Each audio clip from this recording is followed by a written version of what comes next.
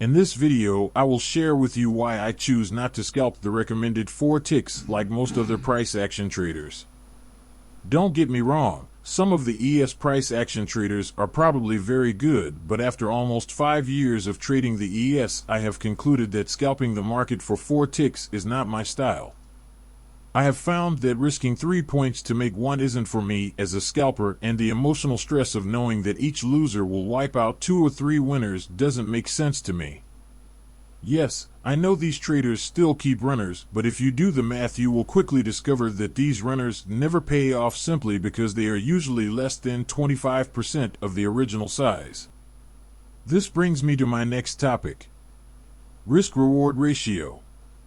I'm an all and all-out trader, and since I never sell partial positions, I must have my winners at least equal to my losers, and preferably 2 times my losers. I have a win rate of about 65 to 70%, so this strategy works very good for me. With a win ratio of 1 to 1 or sometimes 1 to 2, I trade without stress. That comes with a price, because I don't take most of the trades a typical price action trader take.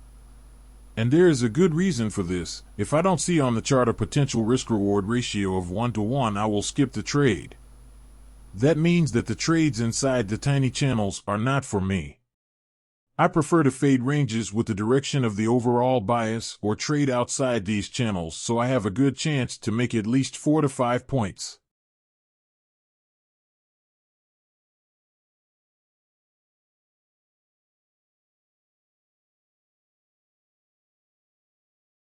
You don't have Target to follow filled. my strategy and my money management. Everyone is different.